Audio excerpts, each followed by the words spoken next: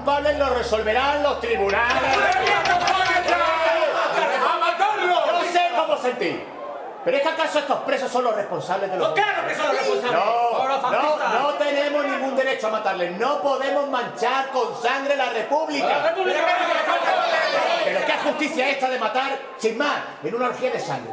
La verdadera revolución no es matar hombres indefensos. Mira, que se ponga la justicia del pueblo ese justicialista. ¡Eso digo yo! Eso ciudad vamos a construir si somos tan asesinos como ellos. Por la idea se puede morir, pero no se puede matar. ¡Que te apártate ya! ¿No tienes para hablar así? Soy un camarada al que le han hecho responsable de los presos de Madrid. ¡Acepta! Alguien que ha conocido muchas veces la cárcel. ¡Venga, cojones! Con la monarquía, con la dictadura y con la república. Soy un obrero como vosotros, Melchor Rodríguez. Una de las primeras cosas que hizo García Oliver cuando lo hicieron ministro de Justicia a principios del 37 en el gobierno de Álvaro Caballero fue colocar allí un anarquista que se llamaba Melchor Rodríguez, que luego los de derechas, como salvó a tanta gente de derechas, lo llamaban el Ángel Rojo. Bueno, pues a partir de entonces no sacaron a nadie. Pero es que las sacas anteriormente había habido porque es que los franquistas bombardeaban los barrios obreros. Sin los bombardeos no hubieran ido a la cárcel. Melchor Rodríguez salió una vez que venían 200 personas y salió solo. Y se enfrentó con todos los 200 que venían jodidos porque acababan de bombardear su barrio. Y le dijo, eso de tomarse la justicia por vuestra mano se ha terminado. De ahí no se toca a nadie. Estos van a salir todos a tribunales. Y los tribunales condenarán a lo que sea. Si se condenan a muerte, se fusilarán a las 24 horas. Pero de ahí no sacáis a nadie. Eso merece un documental, ¿eh?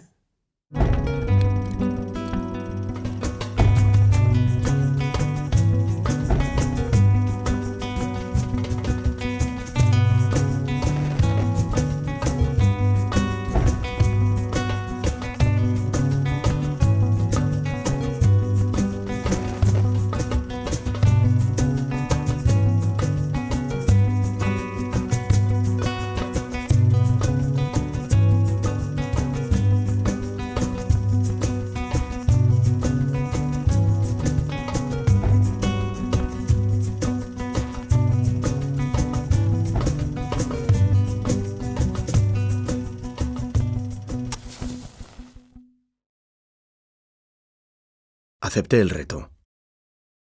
Resultaba difícil pensar que en una guerra donde se mata y se muere, pudieran existir personas que salvaran a sus enemigos. Era como realizar un viaje al pasado para encontrar al héroe de una antigua película. En las imágenes del celuloide de aquel tiempo, en los documentos de los archivos judiciales, sus procesos, sus fotos, sus objetos, busqué las claves para trazar su retrato. Lo que emerge es el relato de una persona singular y de una vida y una época muy duras, pero no tan lejanas de este país. Una historia real, aunque parezca de ficción.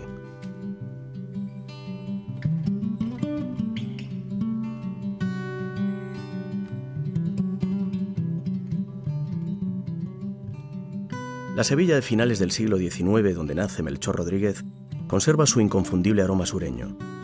Nada hace sospechar que su futuro será distinto del de otros niños del barrio. Melchor Rodríguez García, el tercer hijo del matrimonio del gallego Isidoro Rodríguez y la sevillana María García, nace el 30 de mayo de 1893 en Triana, en el número 23 de la calle San Jorge, al lado del río Guadalquivir. Su padre, que maneja una locomotora en el puerto de Sevilla, muere en un accidente cuando él tiene 10 años, lo que acaba con sus pretensiones de estudiar. Su madre le interna en el asilo, donde aprende a leer y escribir. Después será aprendiz de ebanista e intentará escapar de su destino de obrero. El tema del toreo, o el tema del cante, o el tema del baile, o el tema del folclore, que era uno de los pocos espacios de salida de ese mundo duro, salvaje, en el cual se convivía o se vivía, y era la vía de escape en la cual mucha gente de la clase obrera tenía para intentar salir fuera de ese espacio reducido al que estaban sometidos, ¿no? No creo yo que sea más allá, ¿no? De hecho, el propio Melchor se convierte en todo lo contrario con el tiempo, ¿no? Empieza como maletilla a torear en las dehesas cercanas a Sevilla y consigue hacerse novillero. Alterna el taller chapista con el vértigo de la fiesta en varios ruedos de Sanlúcar de Barrameda, Villalba y Tetuán de las Victorias. Varias cogidas harán que se retire. Venía un artículo pequeñito que ponía fiera con fiera, Melchor Rodríguez con el toro, y se le iba a pegarse con el toro. Le cogió, no le hizo mucho, se conoce, porque si no, no se pega. Y de la rabia que le dio, conociendo a mi padre, como no le conocía, no me extraña. A partir de su creación en 1911, pues la CNT comienza su expansión. En Sevilla se va a desarrollar, a la vez que los sindicatos, una amplia militancia que va a dar lugar a algunos de los personajes o de los sindicalistas más conocidos, ¿no? del anarcosindicalismo español en general, no solamente andaluz. En ese mundo donde ese joven aficionado a los toros va a empezar a tomar contacto y va a acabar entrando en el Sindicato de la Madera, y en donde Melchor Rodríguez pues se hace no solamente sindicalista de la CNT, sino también anarquista. Usted tuvo que venir a Madrid y se colocó, pues no sé si se colocaría de chapista ya, porque como él era calderero, únicamente que sí, seguía con los toros, porque mi madre era cuando estaba de artista y él estaba en los toros. Pero cuando vino se quitó las medallas, se quitó todo y era anarquista, que mi madre no sabía ni lo que era.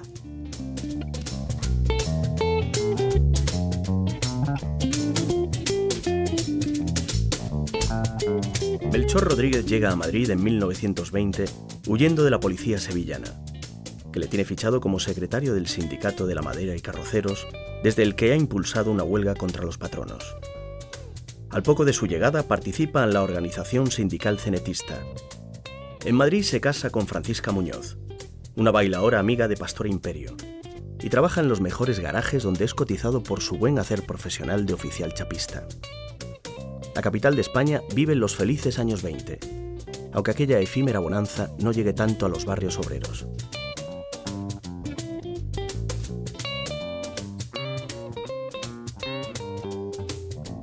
Melchor, su mujer y su hija vivirán en uno de esos barrios, Lavapiés, en la calle Amparo 27. Comienza a escribir y publicar artículos en la prensa obrera de la época.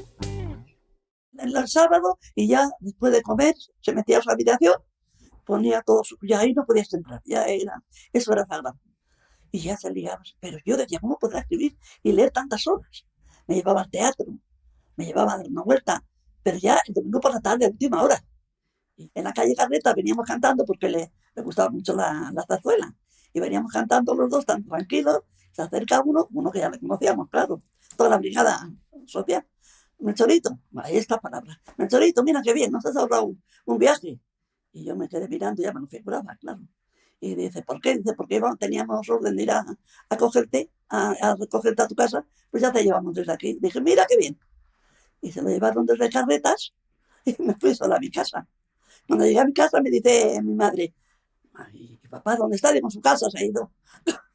Como era su casa aquella, pero que la otra, pues le contesté así a su casa. Y a mi madre sabía lo que era.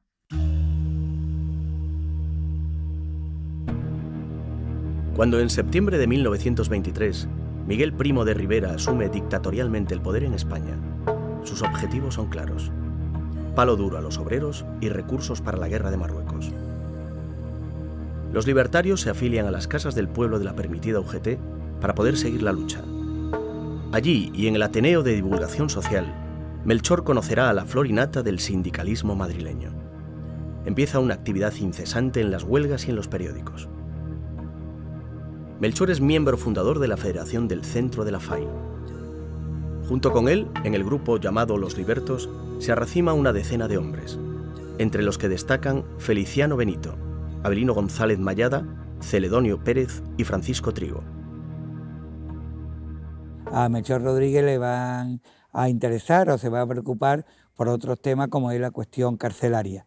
No solo porque él, a través de su militancia, a través de su actividad, va a sufrir persecución judicial por delitos de opinión, sino en el interés personal que va a dedicar Melchor Rodríguez a lo largo de su vida a los comités pro presos, que eran los organismos encargados de atender a todas aquellas personas que sufrían represión y que eran encarceladas. vivir una vida que podía haber vivido tan tranquila con mi padre y con mi madre y estar siempre así, en las cárceles y sufriendo y llevándole la ropa y viniendo y Amapolita llevas todo aquí y Amapolita tienes que ir a otro lado. Si es que llevaba una vida con mi padre que... La República Española ya por fin se proclamó y ya triunfa en todas partes la bandera tricolor. En los pechos españoles nueva vida nace ya, bajo el sol republicano de justicia y libertad. El creciente descontento de una clase obrera y campesina y de amplios sectores burgueses contra el corrupto régimen monárquico desemboca en las elecciones del 12 de abril de 1931, en un triunfo de los republicanos. 2 días después, Alfonso XIII toma el camino del exilio y se proclama la Segunda República. Son días de esperanza para una gran mayoría de españoles. Es la herencia que dejaron los Borbones al marchar. Pero España sin cadenas por su bien trabajará y entre todos la pondremos donde no llegó jamás. Como me acuerdo con lo pequeño que era de la República. Mi madre nos llevó a la Puerta del Sol y mi tío Melchor encima de un tranvía pegando gritos allí sobre la República. Y fíjate luego la República, cómo se portó con él. Se pasó la vida en la cárcel.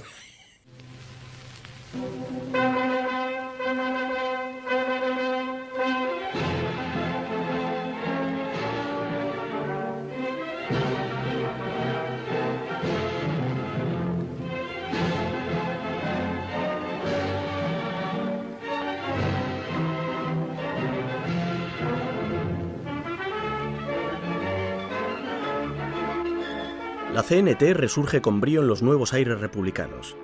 En junio de 1931 realiza un congreso en el Teatro Conservatorio de Madrid.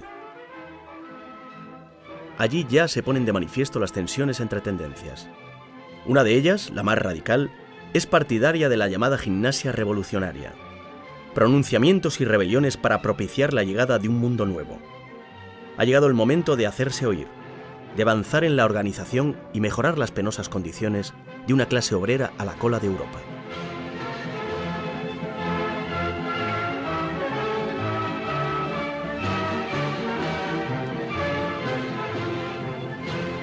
Pero los gobiernos republicanos que se suceden hacen caso omiso de las reivindicaciones sociales. Llega la represión y los intentos revolucionarios. La tensión crece por todos los rincones del país. El gobierno deporta al Sáhara y a Guinea a los sindicalistas más activos. Se suceden los muertos en los estallidos de Sevilla, Castiblanco, Arnedo, Bugarra, Figols. Melchor es detenido a menudo a raíz de los artículos que publica en La Tierra, Solidaridad Obrera y CNT, en los que denuncia los cientos de víctimas que se producen cada año. En la cárcel modelo le llaman el decano, y allí va a ser tentado por un personaje de la gran banca que ya ve el régimen como un enemigo. Y Batista me dijo, Amapolita, tienes que ir a especiales, a los locutores especiales, que va a hablar un señor contigo. Entré, vino un señor, me dijo, ¿eres Amapolita? Digo, sí, ¿te quieres papá mucho? No, digo, sí, mucho. Y tú, digo, también. Mi padre estaba preso entonces, me parece que fue porque escribió un artículo con los deportados villasisneros. Y ponía, Juan Mas, o sea, mi padre echaban 10.000 duros de multa. Que fíjate los 10.000 duros entonces. Y a él 10.000 pesetas. Bueno, el caso es que me llamó él y me dice, bueno, ¿tú quisieras que saliera papá? Digo, yo sí.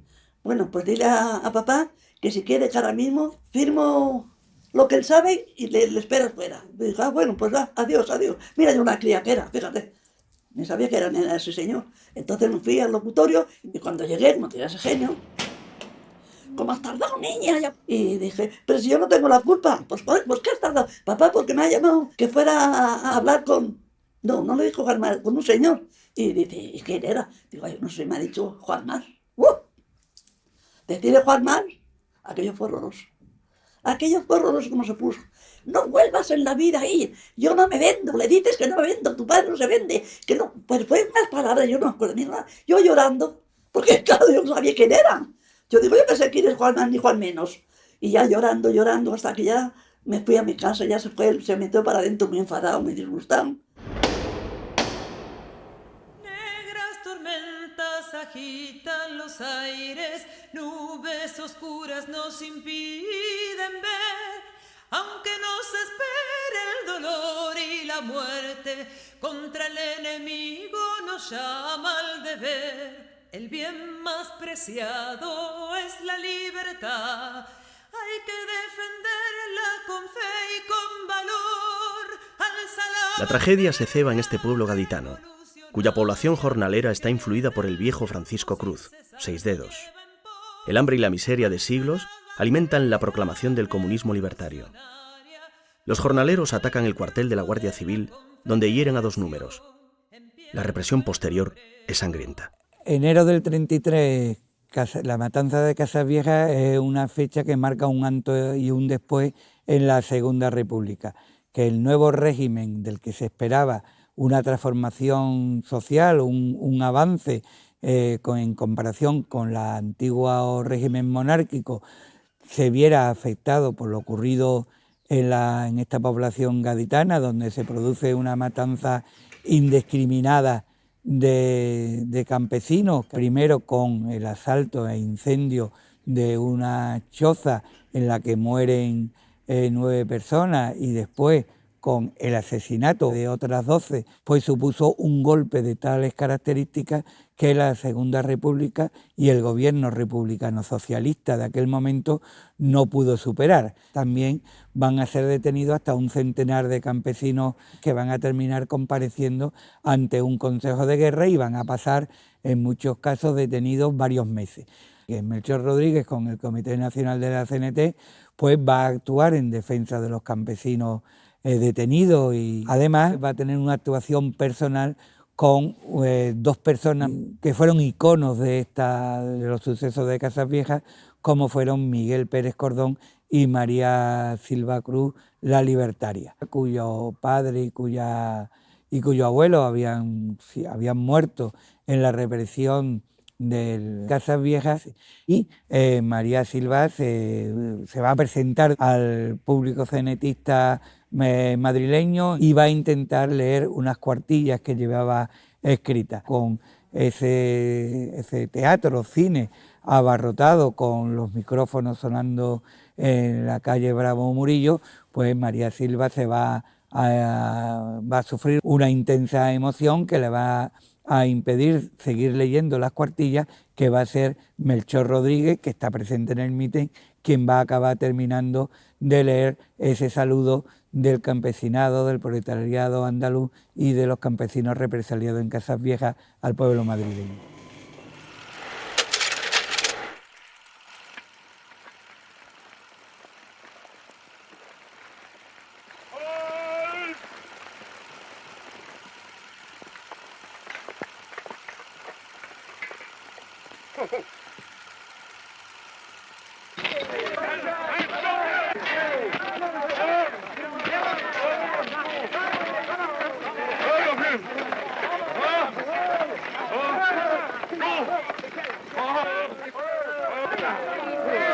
El anarquismo español es la versión colectiva del quijotismo, primero, y del cristianismo, es decir, en el sentido original de la palabra, cuando el cristianismo, las catacumbas, compartían todo, que era el ágape. También le tachaban de no ser un hombre, como decir, muy teórico. O sea, las teorías del anarquismo él no las conocía. El anarquismo de Melchor era anarquismo que se aprende en la calle, porque hay miseria, porque hay injusticias, y entonces aprendes con esto. Y él ha sido un anarquista de la calle. Un hombre que se sentía feliz en la utopía, pensando en el nuevo mundo, en lo que iba a ser, y hablaba de ello como si estuviera hablando de una novela. Se sentía muy feliz en la utopía. Una utopía humanista, libertaria y con fin, sobre todo, de referir al campo andaluz. Le gustaba mucho charlar con los jóvenes libertarios, hizo montones de estas cosas que ahora se usan de consignas, versificadas, y suenan bien, que la gente se las aprende con facilidad. Él era famoso en Madrid, antes de la guerra ya, por sus poemas, porque yo recuerdo haber oído recitar algunos de los poemas de Melchor Rodríguez. Le conocí en diciembre de 1933 en el patio de la cárcel Modelo de Madrid. Y yo estaba entonces en la cárcel por un delito de imprenta y allí le he visto por primera vez. Él era un hombre conocido en Madrid, en los medios obreros, en los medios sindicales.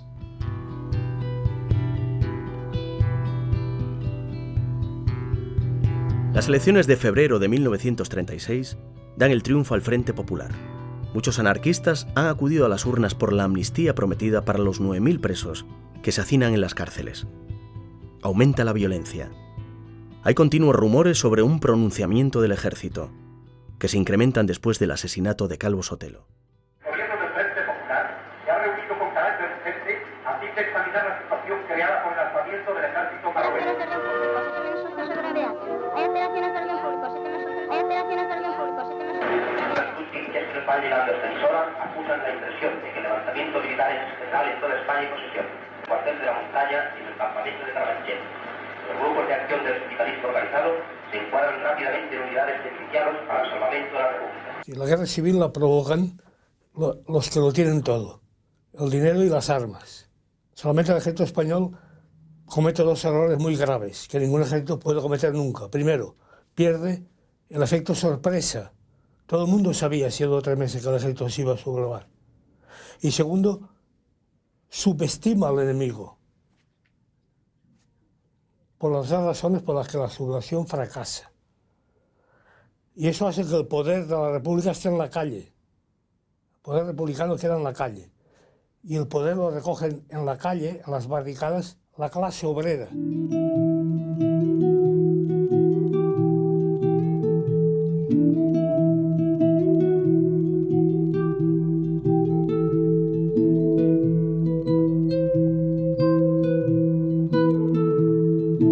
Paradójicamente, el golpe de Estado propicia la revolución que quiere impedir.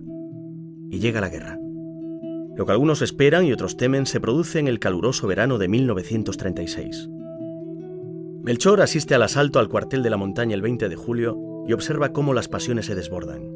Empieza a ser abordado en la calle por gente perseguida y comienza a firmar salvoconductos para evitar abusos de los incontrolados.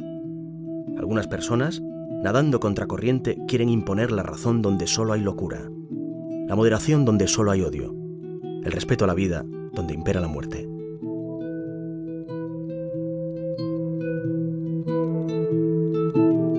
Y esto, la guerra niña, me acuerdo, y vino mi padre, ya los 2 o 3 días venía, y me acuerdo que le dije, yo, papá, me venía destrozado.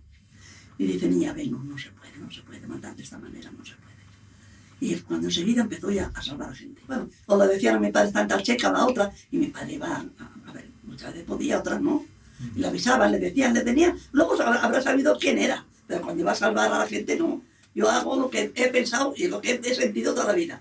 Porque él decía que eso no era hacer una para él, lo veía así, no era hacer una guerra, era matar por matar. Y la gente, en aquellos momentos, lo único que trataba de evitar es que se cometieran actos vandálicos.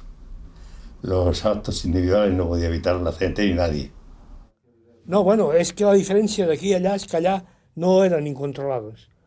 Allá mataban todos los que tenían mando con una credencial gubernativa, extendida por el ejército. En nuestra zona, en 1 mes y medio, 2 meses, 3 meses como máximo, como fue en Madrid, los partidos y organizaciones controlaron a la gente, ya no hubo incontrolados. Y fue cuando luego ya enseguida ya vi que estaba en el Palacio Marqués de Viana. Era precioso, unos cuadros, unos tapices, pues lo que es el palacio, que es el único que estaba bien en la zona roja y la zona nacional. ¿Cuántas veces he visto yo? Melchor, ¿por qué tiene ese de Cristo, Melchor? Y no es ese Cristo, eso es una cosa de valor. No mires el Cristo, mira lo que es. Claro, él Él no veía a Cristo. Había un Cristo que era de marfil, que era una maravilla, porque lo iba a destrozar. Si era un arte. Mi padre no ha visto nunca, ni ese era cristiano, ni veía que iban a matar a alguien o a romper algo. Hombre, eso no se hace. En Madrid, Melchor incauta el palacio del Marqués de Viana para dar refugio allí a decenas de personas perseguidas, sospechosas de ser desafectas. Le ayudan otros miembros del grupo Los Libertos, como Celedonio Pérez, Salvador Canorea o Francisco Trigo. No fueron los únicos anarquistas que salvaron a inocentes. Mi padre, a los 17 años, se hizo anarquista. Se fue de casa, suspendió sus estudios, aprendió un oficio y ofrendó a partir de este momento toda su vida a la causa obrera. Actuaban juntos con Salvador Seguí, o sea, le conoció personalmente. Y luego con Peiró le unía una amistad también muy profunda. Lo primero que hicieron es que en la calle de la Coma de Mataró había un convento de clausura con 17 monjas y lo primero que hicieron es salvarlas. Y mi padre salvó, por ejemplo, a burgueses. Yo lo recuerdo de niño todavía, que teníamos escondido a un burgués de casa que mi padre había conocido, que habría trabajado con él y era una bellísima persona. Y había los cabrones, los incontrolados, se llamaban, que tenían el carnet de ADC, y eran criminales, era basura pura humana, que asesinaban a monjas y a sacerdotes porque creían en Dios. Se divulga la parte negativa y oscura, los asesinatos, los saqueos, iban a los pisos, se llevaban cosas y se margina la parte humana de bondad, de simplemente proteger y salvar a personas que se hallaban en peligro de muerte. Ya se habla mucho de humanismo de intelectuales, pero hay un humanismo obrero tan importante o más importante, y es el humanismo del movimiento obrero del siglo XX, que luchan por un mundo más humano, mejor, más justo. Y esto no se valora. Es una cosa del corazón. Melchor fue, en ese sentido, Melchor no admitía ese tipo de política, ese tipo de jerarquía y demás. Y además él, que era un poco utópico, pero su utopismo de luego estaba siempre a una altura, a un nivel ético. Y entonces cualquier brutalidad de ese tipo y demás, para él no lo admitía. El Partido Comunista estaba creando sus clásicas checas y comisarías propias y todo eso. Y ya eso se olfateaba y la gente estaba contra eso. La gente no quería, por de ninguna manera, sacar la justicia de la órbita oficial. Incluso se opuso en el primer Consejo de Ministros, por ejemplo, a que se autorizaran represiones de todo tipo en ese sentido. Aunque hubo muchos que con el nombre de la gente hicieron barbaridades. Melchor Rodríguez, con esta formación, tanto personal como preso, como de su actividad dentro de los comités pro preso, pues va a ser una de las personas que mejor podía entender la situación carcelaria y quizá esa cuestión está detrás de su nombramiento. En noviembre de 1936, la CNT entra en el gobierno de Largo Caballero, donde ocupa 4 ministerios. Un antiguo preso, Juan García Oliver, ministro de Justicia, le encarga a Melchor el control de las cárceles del centro. Para ello recibe el apoyo del cuerpo diplomático y de algunos magistrados como Luis Zubillaga. En el otoño de 1936 se hace cargo del control de las prisiones madrileñas y se va a encontrar con situaciones francamente complicadas, no solamente para poner fin a la saca de los presos de las distintas cárceles madrileñas ante la posibilidad de la entrada de las tropas sublevadas en la ciudad, sino también la detención de la matanza de Paracuello o en otras situaciones parecidas. Yo pienso que Melchor lo único que hizo fue actuar de forma consecuente de acorde con sus ideas. En el Madrid del 36-39 aparecieron lo mejor y lo peor de muchas personas. En el caso de Melchor apareció lo mejor de la persona. Ante lo que parece la inminente caída de Madrid, el gobierno huye a Valencia. Una junta con participación de todos los partidos y sindicatos, encabezada por el general Miaja, se hace cargo de la defensa. Santiago Carrillo es el responsable del orden público.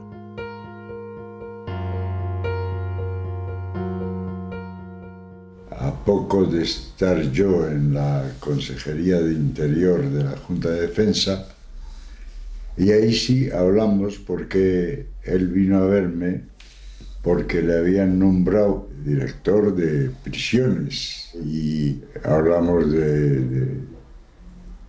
pues de la situación en Madrid, de qué iba a ocuparse en las cárceles, de cosas que habían pasado en las cárceles en el mes de agosto. Yo no recuerdo que tratáramos ningún problema a fondo. Y luego yo ya no le volví a ver. Hay una guerra civil provocada por una rebelión ilegal, un golpe de Estado contra una república legalmente constituida. Eso es un crimen. Y claro, a aquellos oficiales se les ofreció la posibilidad de luchar con la república. Se negaron. Se negaron probablemente porque creían que Madrid iba a caer de un minuto a otro. Y se sabía lo que había pasado en Badajoz. Se conocían, se escuchaban las charlas de Queipo de Llano, que eran realmente sangrientas y brutales, mensajes de Mola, de Franco, diciendo a los madrileños lo que iba a pasar cuando ellos tomasen la capital. Y todo eso creó un odio feroz contra los presos.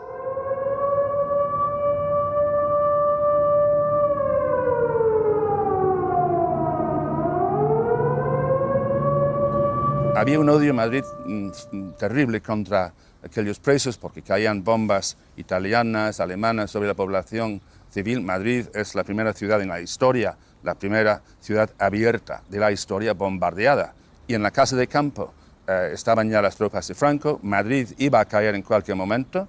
El gobierno se va la noche de la tarde del 6 de noviembre y aquí hay un pánico atroz y un odio feroz. Habría sido muy difícil salvar a los presos de la cárcel Modelo, que está en la línea de fuego, y los republicanos saben que si Franco toma Madrid, aquella gente sale y empieza a matar a rojos. Habría pasado en cualquier país del mundo. No es para justificar la muerte, porque yo estoy en contra de la pena de muerte, pero yo creo que en aquellas circunstancias era imposible que no hubiera fusilamientos. Melchor era, como si dijéramos, una persona sensata dentro de toda la insensatez que había en esa época. Una persona que quería, entonces, que podía poner un poco de humanidad dentro de una guerra. Además, una persona que lo que quería era, no sé, hacernos ver que estábamos todos equivocados, los de un lado y los de otro. Melchor Rodríguez fue una persona que impidió que se hicieran las sacas continuas que se hacían de presos para darle el paseo.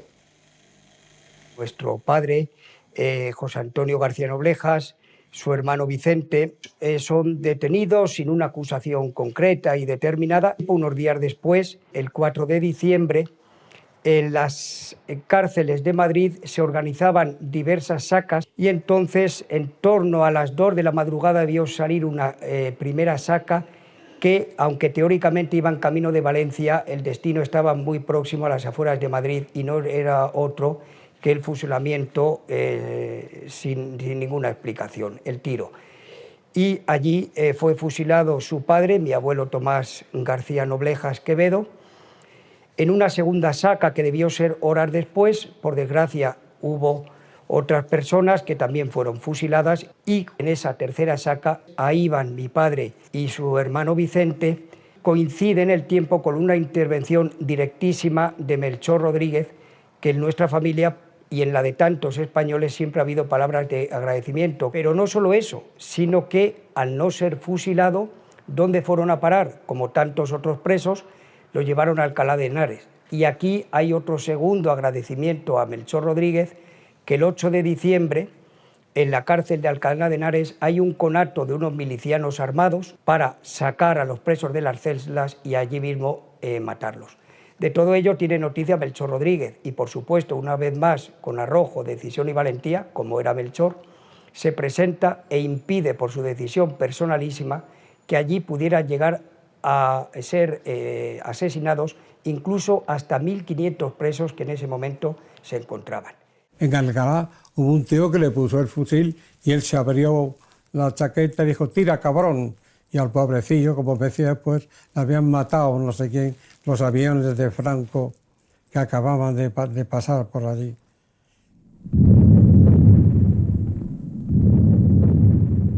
Madrid, a pesar de todo, resiste. Las tropas franquistas cercan casi por completo la ciudad. Frente a un enemigo mayor en número, con mejor material bélico, las brigadas internacionales, las columnas anarquistas y socialistas y los milicianos combaten en la casa de campo luchando por cada metro de terreno.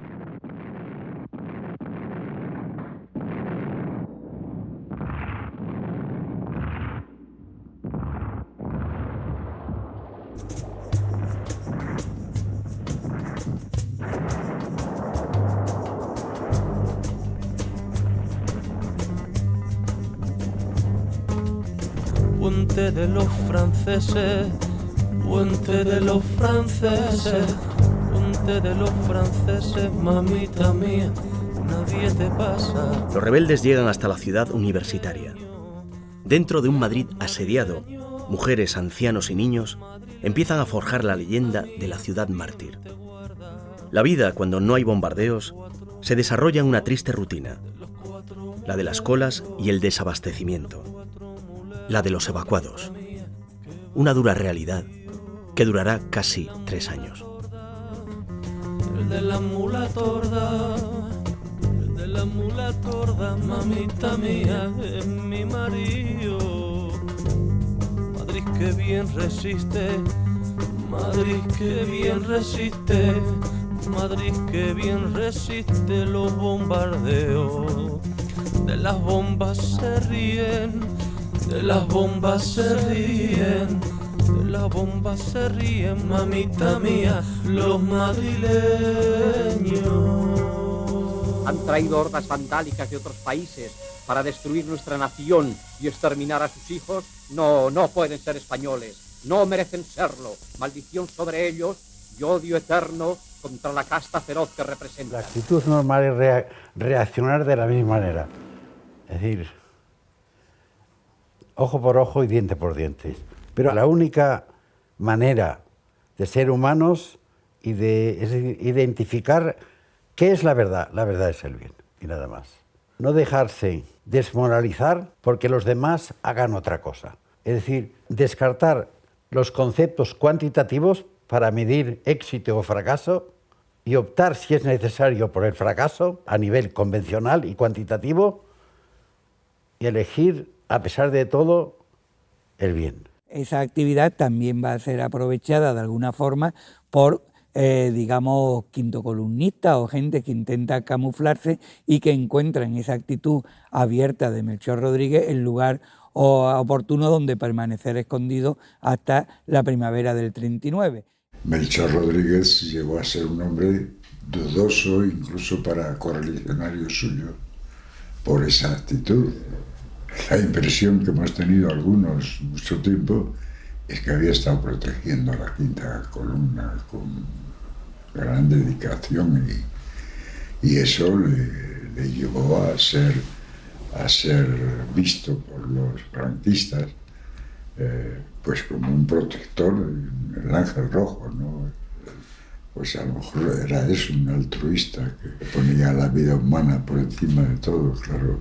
Pues fue un rara avis, ¿no? En una guerra civil como aquella, esa es la verdad. Aquello fue terrible y la vida humana valía bien poco y te podían matar en cualquier momento, ¿no? Después de lo de Alcalá, que me pareció bien, como me pareció bien todo lo que hizo con respecto a impedir que abusaran en las prisiones, pero casi pues los elementos de la quinta columna iban a su casa, le pedían favores, en fin, y a mí eso no me gustaba nada.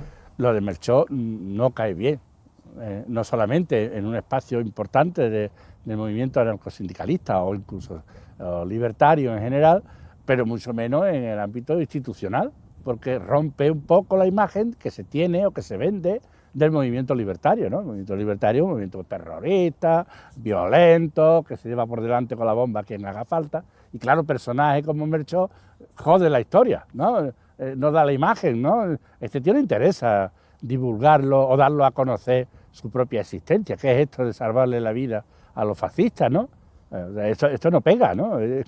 ¿A dónde vamos? O en todo caso, a algunos sí les interesa como para vincularlo como un traidor, ¿no? Y entonces, es decir, pero por eso la polémica o el personaje polémico que algunos lo quieren cargar, al que muchas veces el movimiento libertario no le ha prestado la suficiente atención, ¿no? Y se crea casi un complejo de culpabilidad por tener a un pacifista de los cojones allí, ¿no? Es decir, eso es una cosa más que tenemos que resolver, ¿no? En el caso de Melchor, es verdad que tiene una cierta respuesta muy simbólica, pero por no decir mínima, en el caso de Sevilla, que es la rotulación de una calle.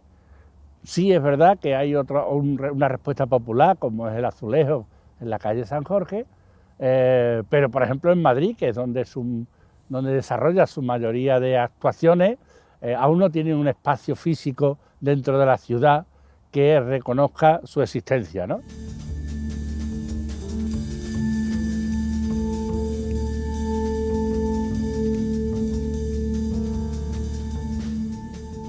Melchor asegura el orden en las cárceles, devuelve la dignidad a la justicia, organiza una oficina de información de detenidos y mejora las condiciones de reclusión.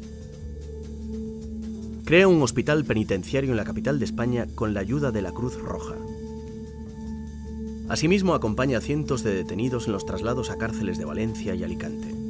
Su labor comienza a ser peligrosa, por ese pulso que echa a los que obedecen los consejos de los asesores soviéticos. Varias veces está a punto de morir en la contienda, aunque siempre cayó los nombres de los responsables de esos intentos de eliminación.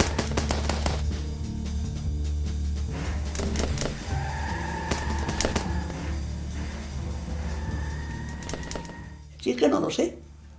Es que no lo sé cómo me han matado muchas veces. No me lo explico.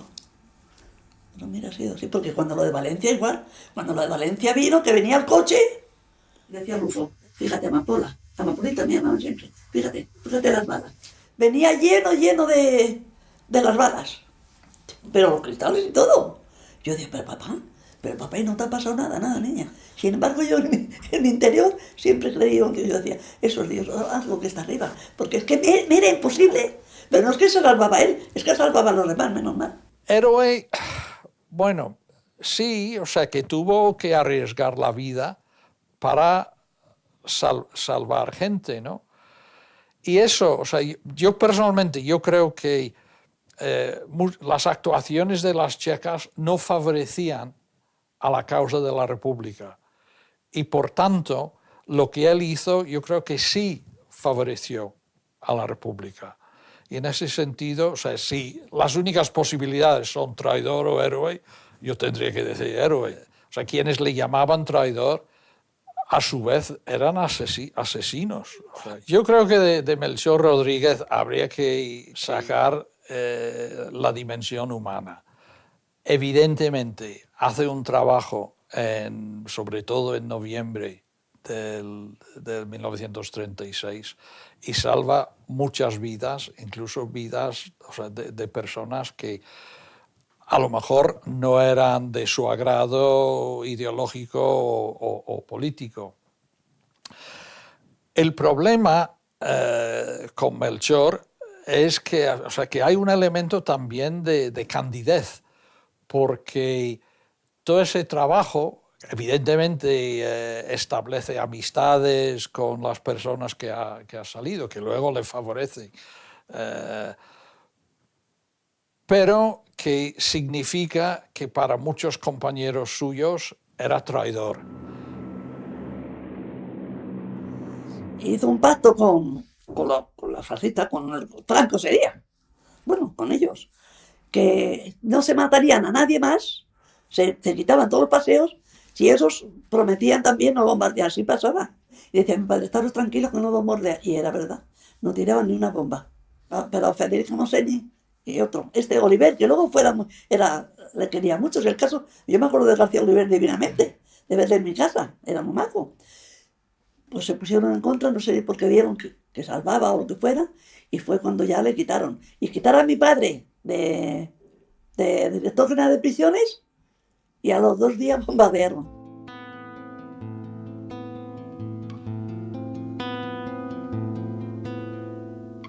Tras Carrillo, su enfrentamiento con los comunistas continúa con José Cazorla al frente del orden público de la Junta de Defensa. En abril de 1937, denuncia en el periódico CNT la existencia de checas estalinistas bajo sus órdenes directas. La polémica entre la CNT y el PC sirve al presidente del gobierno, Largo Caballero, para liquidar la Junta de Defensa. Tras su cese, Melchor ocupa un nuevo cargo como concejal de la FAI en el nuevo ayuntamiento. Se traslada con su familia y algunos refugiados a un piso de la calle Recoletos. Largo Caballero, al poco, es sustituido por Negrín. Bueno, después de que le echaron, porque Carrillo, si no me equivoco, tuvo la vista de que se marchó de jefe de orden público en diciembre al final del año 36 y quedó Cazorla. Y a mi tío le nombraron concejal de cementerios. También tiene su gracia, ¿no? De cementerio. Y se preocupó de los muertos igual que se preocupaba de los vivos. Me llevaba mi padre al cementerio y quitó el ángel, que había un ángel con una trompeta, que a él no le gustaba eso de que estuviera llamando con la trompeta. Decía, eso padre está llamando a los muertos. Y me dijo, te voy a dar una sorpresa, que va a venir los Quinteros y te van a hacer una cosa muy bonita. Me trajeron el álbum, que era precioso. Se querían mucho, aparte que eran muy buenos. Yo quería mucho a los dos, pero el que más estaba siempre así conmigo era Serafín.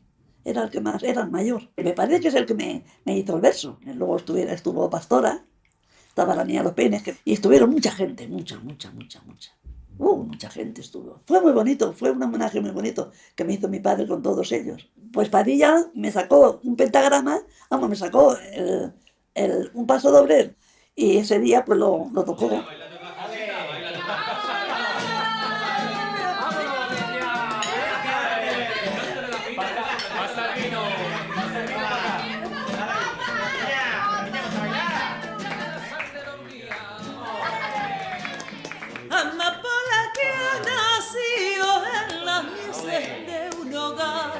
A las que siempre han nacido los aires del bien amar. Hoy que te has hecho mujer, contará tu corazón en su alegre amanecer, coplas de luz e ilusión. En su alegre amanecer, coplas de luz e ilusión. Y ojalá la nueva vida que ahora tu año empieza, allá en la Santa Florida, sin abrojos ni maleza, y así sobre ser hermosita, bonita como una flor, serás dos veces bonita como rosa con olor, serás dos veces bonita como rosa con olor.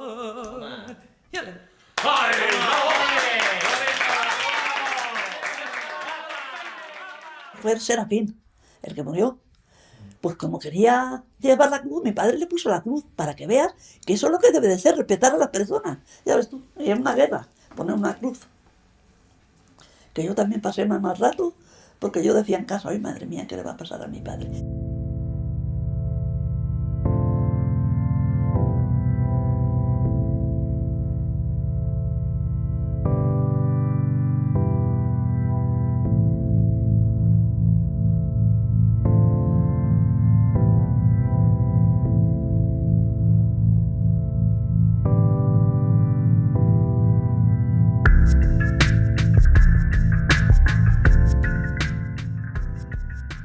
Cuando nos dio el obús ya quedábamos pocos. Que mi padre, si pasa algo, os venís delante, porque entraban por detrás, por la calle Almirante. No sé por qué. Y no sé, bueno, fuimos delante, pero nos dio lo mismo. Entró por detrás y atravesó toda y mira que era la casa grande.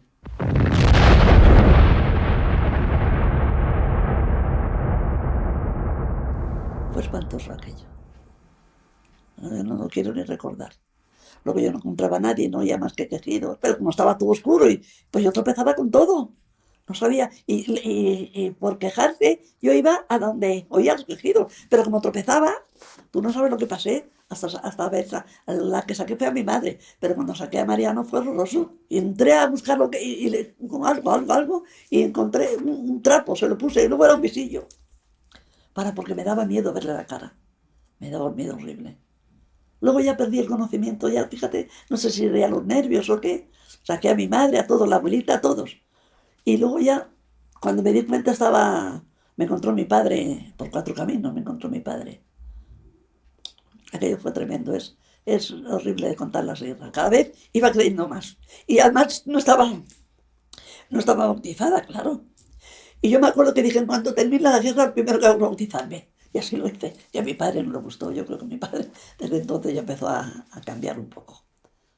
Negras tormentas agitan los aires, nubes oscuras nos impiden ver, aunque nos espere el dolor y la muerte, contra el enemigo nos llama el deber, el bien más preciado es la libertad. En febrero de 1939 cae Cataluña.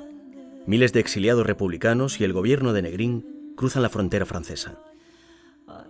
Los compañeros que habían mandado la gente de España a Francia para ver lo que ocurría en Francia y las posibilidades que había de inmigración, coinciden en el avión con un dirigente comunista que venía en un grupo, y entonces le oyen decir que vienen a España, que vuelven a España, porque Negrín va a darles todos los cargos de la defensa y va a desplazar a la CNT, al Partido Socialista, a los republicanos, a todos.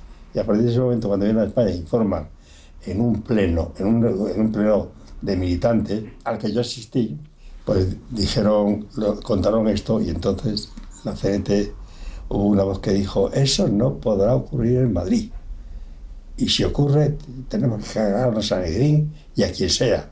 Y ya se tomó el acuerdo de defendernos. La verdad es que las manipulaciones de las potencias extranjeras en España contribuyeron sin duda de una manera extraordinaria a las divisiones famosas que hubo en la República. Porque si no hubiera habido en Madrid agentes ingleses y franceses que trabajaron para el golpe de Casao y para la paz esa honrosa, para ahondar las diferencias contra los comunistas y tal, pues las diferencias hubieran sido sin duda mucho menores. Al coronel Segismundo Casado le une una buena amistad con Melchor Rodríguez. Cuando con ayuda de una parte del Partido Socialista, republicanos y anarquistas da el golpe en marzo de 1939, le invita a presidir el Consejo Nacional de Defensa. El ayudante de Casado, Rafael Sánchez Guerra, le lleva la proposición, pero Melchor decide no aceptar el ofrecimiento.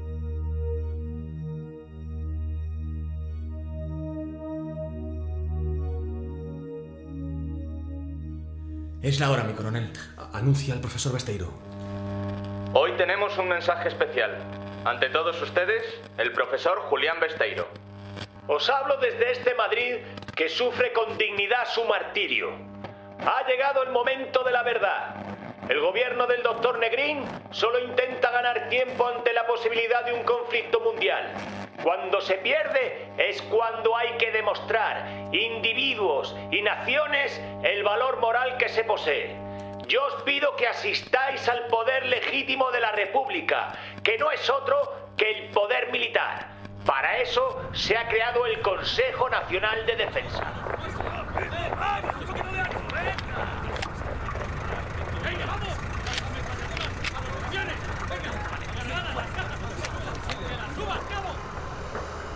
Españoles, camaradas, hermanos, os habla Cipriano Mera. España tiene una misión, la paz, basada en la justicia y la hermandad.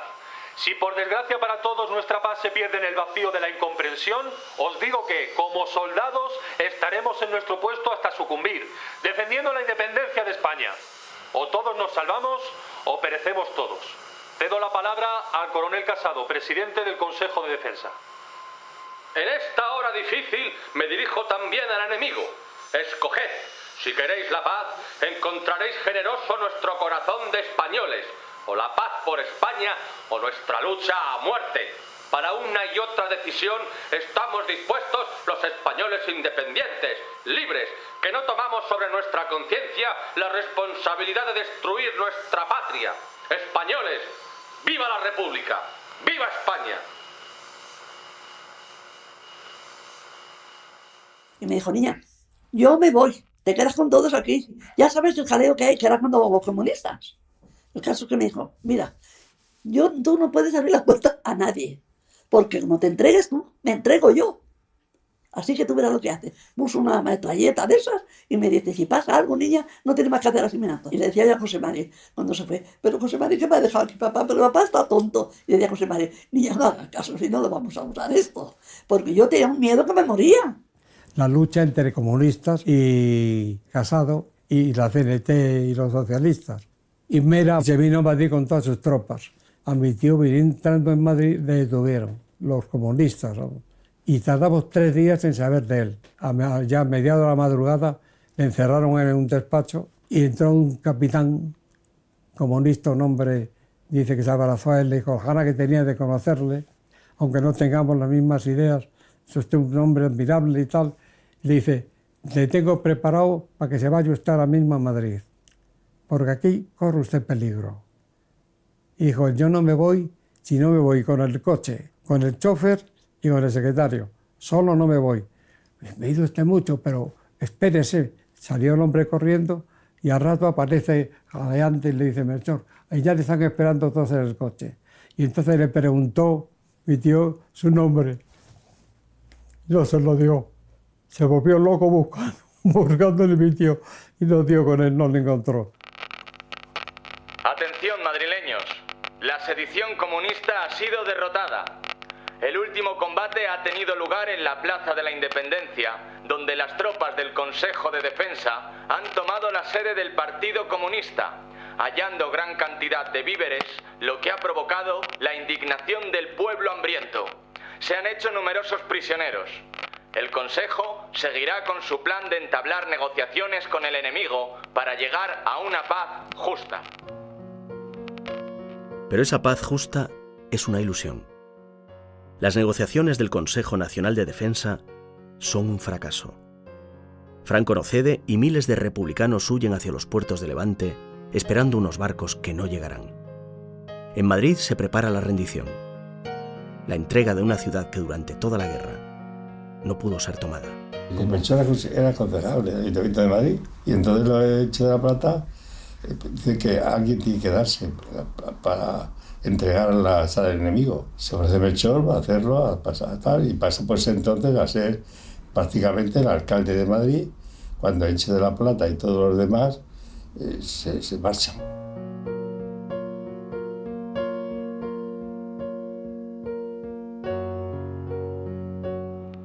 Me dijo, niña, pon la radio, que voy a hablar. Y sí, decía eso, hemos perdido, nada. Bueno, él hablaba muy bien, pero no. Y mi padre me decía, niña, están entrando. Yo lloraba, porque me daba miedo. Además, todo lo que tenía en mi casa. Y decía, niña, que no van a tirar nada, niña, que no va a pasar nada. Ya iré yo pronto para allá cuando pueda. Y efectivamente así fue, que el primero que entró fue Río Capapé. Que bueno, que yo cuando le vi entrar, ese hombre tan grande, y los moros aquellos, y anda que venían bien. El miedo que pasé fue tremendo. Pero no estaba mi padre todavía. No estaba. Que entró muy grosero. Luego ya se amainó, pero entró muy grosero. Sí. Y cuando le había vuelto a mi padre, se abrazó a mí. Y lo llorábamos los dos, que no había quién. Porque él lloraba, ver que había perdido. Es lógico. No, sí, era muy humano. El momento de la entrega de Madrid, yo creo que también para Melchor fue un momento absoluto, de absoluta pérdida, ¿no?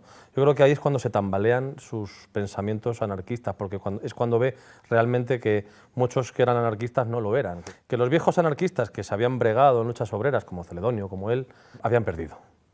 Pero habían perdido hace mucho. Y se enteró, creo que se enteró ahí. ¿Sabe quién soy? Lo que he hecho por los presos. La obra de teatro la hice porque se lo debía a mi abuela, a Amapola. Y un poco esa figura de los perdedores de segunda fila, que son los peores, es decir, porque los que pierden en primera fila han jugado al partido, pero los que pierden en segunda fila ni siquiera lo han jugado. Y era la niña, me gustaba el papel de la niña, de esa persona que había estado en toda la guerra ayudando a gente, porque ayudó mucho, pero nadie lo había reconocido, ¿no? Entonces, en estos instantes amargos, solo os pido una cosa: serenidad. Hemos perdido la guerra. me parecen importantísimos estos personajes, Celedonio Pérez, Cipriano Mera, Pestaña, Ballina o Melchor, y me parecen olvidados porque en España no se quiere recordar figuras que pertenezcan a la no burguesía, pertenezcan a la anarquía o al movimiento libertario, ¿no? Madrileños, hagamos frente a la adversidad con juicio. Vivamos y recuperémonos de la guerra. Y era como un referente moral, social, humano y sobre todo una figura en casa un poco controvertida, porque era una persona que había hecho muchísimas cosas y que se hablaba de él como un héroe, pero en casa, claro, mi bisabuela se había separado, mi abuela había sufrido todo lo que es una relación matrimonial tortuosa, entonces era una figura un tanto extraña, muy divertido, pero un tanto extraño.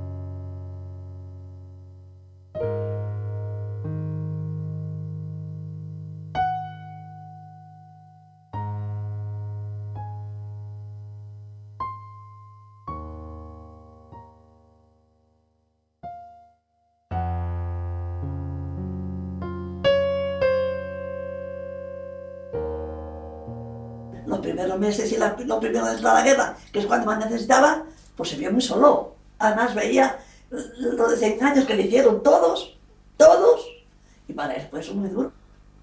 Dijeron que tenía que ir a decir un verso, un verso, porque le gustaba mucho escribir a mi padre los versos también. A los Quinteros, que le dije yo, papá, no vaya, porque como vayas te vas a quedar preso. No, una mapolita, por Dios, no. Y efectivamente fue, y ya lo vio. Se le vio arengar a las masas, pistola en mano. Y en el caos del Madrid aquellos días se incautó del palacio del Marqués de Viana para convertirlo en una checa del grupo de la Falla que pertenecía, los libertos.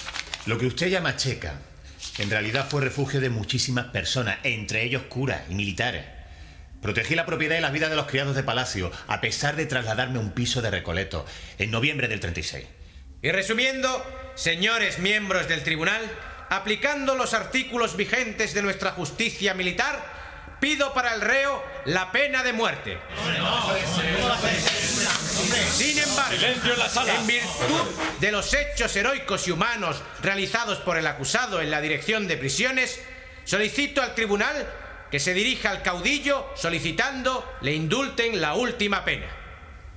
Antes de dar por concluido el Consejo de Guerra, ¿tiene el acusado algo que alegar? El fiscal trata de ensuciar mi historial, alegando falsedades.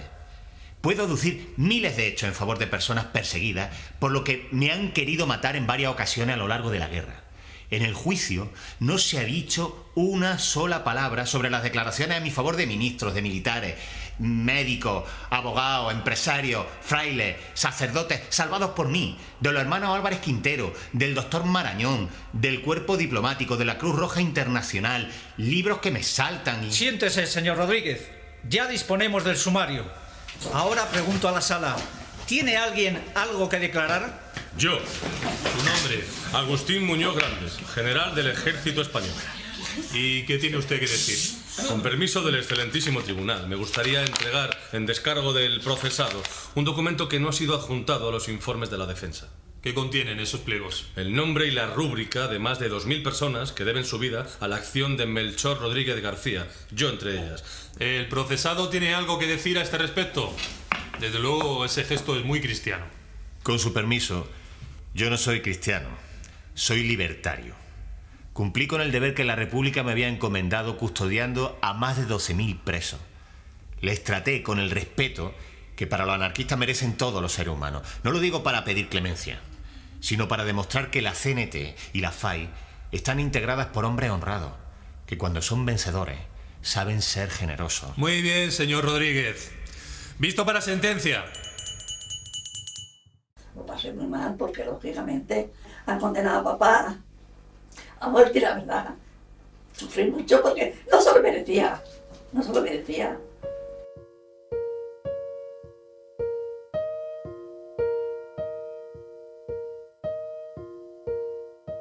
Y luego la pena de muerte la conmutaron por 30 años y un día. Mi padre lo pasó bastante mal. Me acuerdo que se le cayeron los dientes de tanto apretar. Además se quedó delgadísimo. Ver lo que él había hecho y cómo se lo pagaban. Y ahí tenía a los suyos que decían que estaba mal. Y los otros que no se acordaban ya.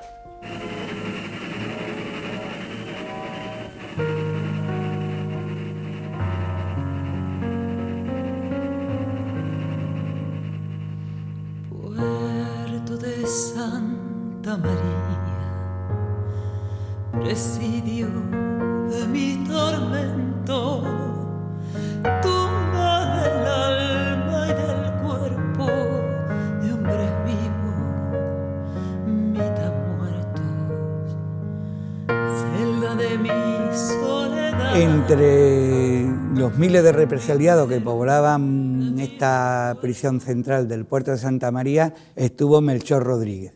Fue trasladado aquí al puerto de Santa María, donde vivió en las condiciones de dureza disciplinaria y sobre todo de falta de salubridad, de alimentación y de higiene que caracterizaba a este penal. En esta celda se hacinaban muchos de los más de 5.000 presos que entre 1940 y 1944 quintuplican la población habitual de este penal y que van a morir en un número superior a los 300.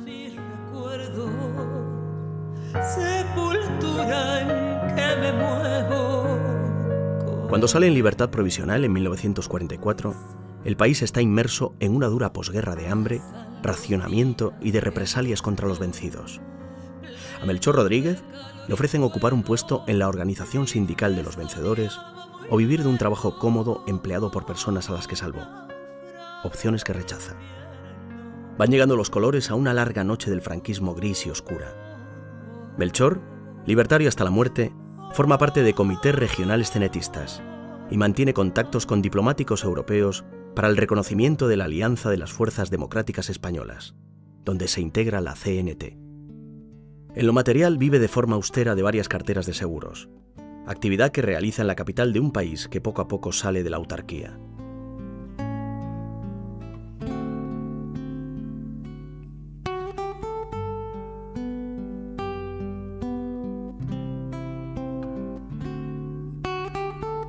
Poco le dura ese periodo de libertad en el que Melchor intenta rehacer su vida con familiares y amigos. En 1947 es detenido y procesado, acusado de introducir propaganda en la prisión de Alcalá, por lo que le cae 1 año y medio de condena, que cumple en Carabanchel. Entrará en la cárcel en varias ocasiones en los siguientes años. En total, estuvo en prisión más de 30 veces en 3 regímenes distintos.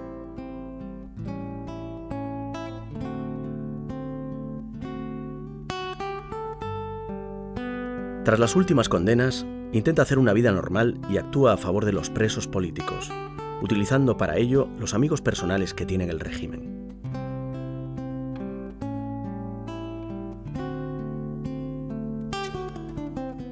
El nombre de Melchor Rodríguez, a pesar del régimen que teníamos en España, pues abría puertas, ayudaba mucho, solicitaba mucha ayuda Para los demás, para él no, pero para los demás recogía dinero, recogía pues un puesto de trabajo, y es como ha ayudado mucho a las familias de los presos también, porque se había ganado, creo que el cariño o el respeto de las personas que conocía. Todo el sindicato, todos cotizábamos para los presos aquí, y sobre todo era el dinero para los abogados, o sea, el dinero que enviábamos era sobre todo para pagar los abogados, los honorarios de los abogados.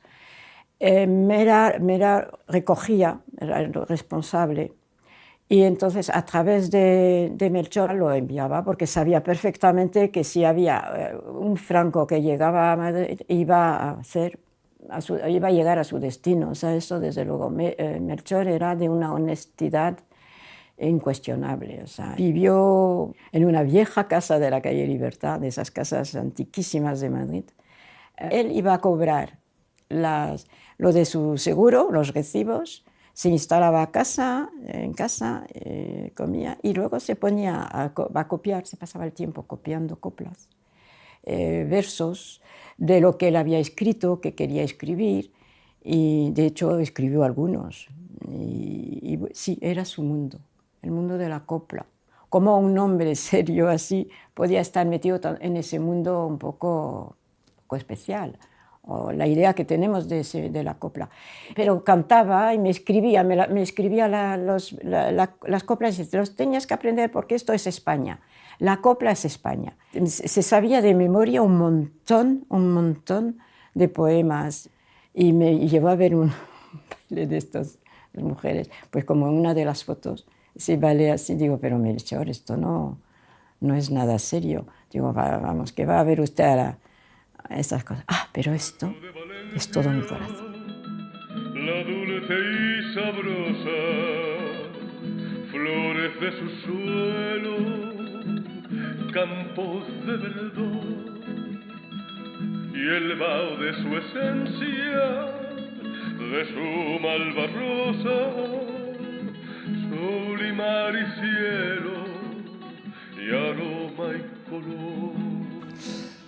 Melchor vivía muy modestamente, era un hombre que además eran muchos años de cárcel, de salidas y entradas a las cárceles, pero es que además se le veía que con lo que tenía era suficiente. Lo que pasa es que vivía además atemorizado, porque cuando en España venía un dignatario extranjero, entonces había una lista de gentes a las que se les metía en la cárcel, y los tenían 4 o 5 días en la cárcel porque sí, ¿no? Entonces siempre vivían con esa amenaza de que la policía podía entrar dando una patada en la puerta, y eso es lo que a él le tenía más intranquilo. Es decir, que no, porque decía, es que ¿cuándo voy a poder dormir bien, ¿no? sin miedo? Estamos en el año 64, con el franquismo en pleno apogeo, con una censura en la radio que era absolutamente brutal, y entonces se llegó al 40 aniversario de Radio España, que es donde estábamos. Y una de las cosas que inventa Bobby es ¿quién cantó las 40? Y entre los personajes, pues Bobby descubre el personaje de Melchor Rodríguez. Y entonces dijo, pero este hombre merece algo más. Pues que en el mismo acto vamos a dar la medalla a Melchor Rodríguez y que la medalla a Melchor Rodríguez se la entregue el capitán Palacios, que era el oficial máximo que venía al frente de la expedición del Semiramis, de los prisioneros de la División Azul en Rusia. Y me tocó ir a tener una conversación con Melchor Rodríguez, y entonces a mí me impresionó. En una democracia hubiese sido un político modelo. Y además empiezo a pensar, en aquella época se hablaba mucho de ideales, pero yo encontré en Melchor Rodríguez cierto pragmatismo. O sea, cuando él dice, ¿por qué me dan ustedes una medalla a mí? ¿Por salvar una vida humana?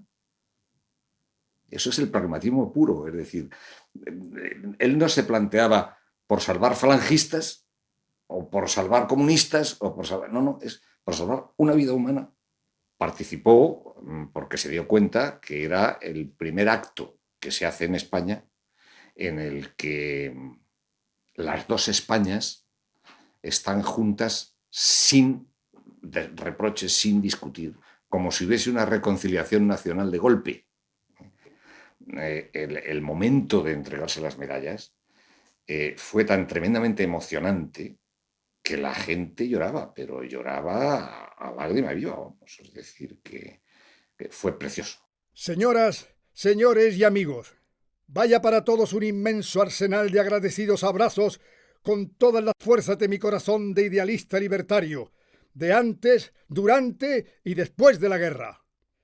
En esa difícil etapa, tuve en mis manos los resortes del mando directivo de un puñado de prisioneros en la zona republicana.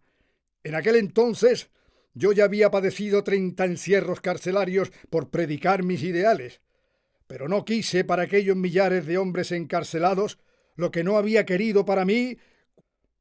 Nada pedí a cambio de aquello, como lo demuestra la limpia ejecutoria de mi larguísimo recorrido por mi calle de la amargura durante este último cuarto de siglo. Si ustedes, señores míos, con su voto de opinión pública, con entera libertad de manifestación, según palabras del propio Bobby de Glané, han logrado para mí el gran premio de esta medalla que yo no he pedido, sean para todos ustedes mis muchas gracias, refundidas en este solidario grito de auténtica hermandad humana. ¡Viva España! La España única de todos y para todos los españoles.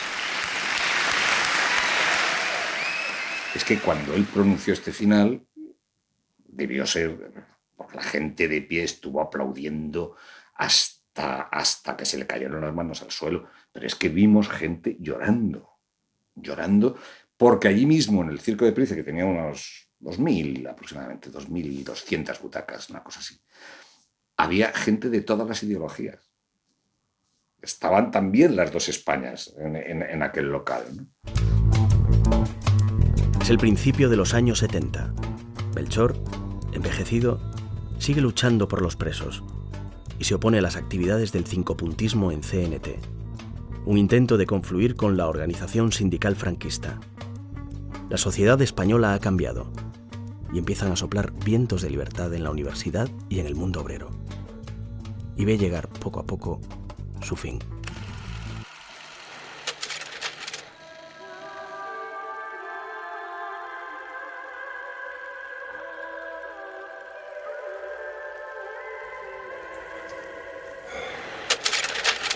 Melchor no era creyente para nada, pero yo creo que como buen español y más bien y además andaluz, no era creyente, pero sin embargo quedaba esa educación que recibió y no se preguntó nunca el porqué de nada, ¿no? Ni curas ni iglesia en mi entierro. Si hay un Dios, ya me arreglaré con él arriba o abajo. Pero yo no quiero saber nada. En la madrugada del 14 de febrero de 1972, Melchor Rodríguez obtiene la libertad definitiva.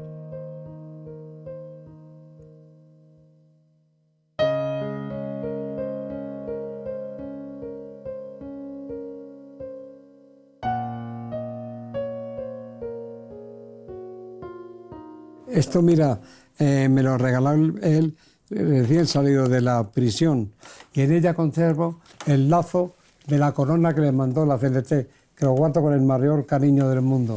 Conocía a casi todos de un lado y del otro.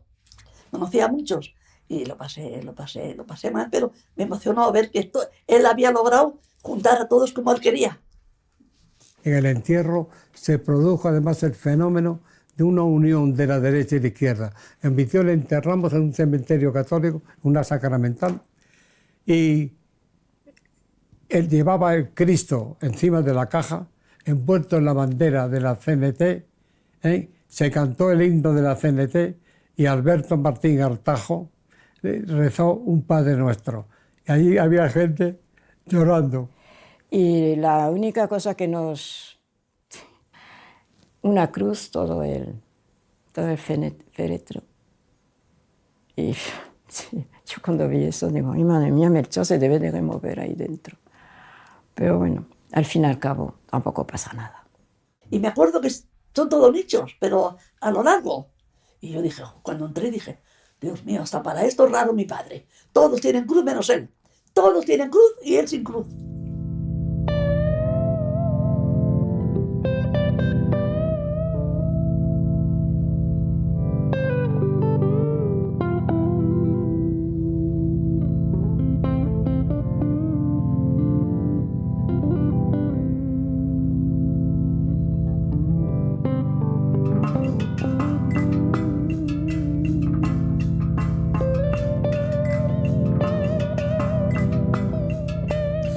Pues ¿qué representa Melchor? Pues un ideario que se ha perdido, un ideario de buenas personas, que eran lo que eran Celedonio, Melchor, Cipriano, pues gente que luchaba por algo más allá de ellos mismos, ¿no? Que el capitalismo ha perdido toda esa parte. Era un romántico idealista. Eran románticos, creían en la poesía y eso era muy bonito.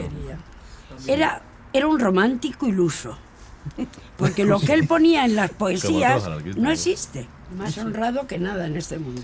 Tan honrado que no pudo porque no tenía nada. Que nos contaba Pepito que no pudo no había ni para pagar el entierro, ¿no? Que lo tuvieron que juntar entre varios.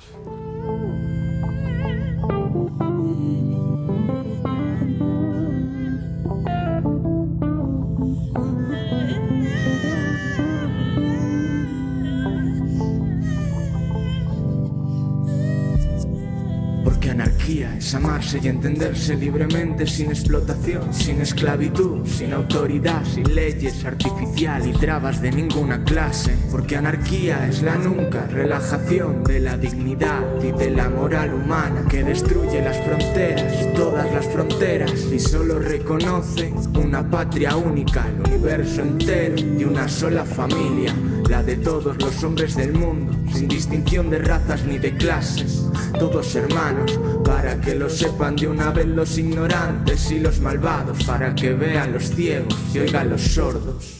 Si un paria de la tierra te pregunta qué es lo que encierra dentro de sí el anarquismo, se lo enseñarás tú mismo, tal como su doctrina indica. Anarquía es belleza, amor, poesía, igualdad, fraternidad, sentimiento, libertad, cultura, arte, armonía, la razón, suprema guía, la ciencia, excelsa verdad, vida, trabajo, bondad, satisfacción, alegría. Todo esto es anarquía. Y anarquía, humanidad.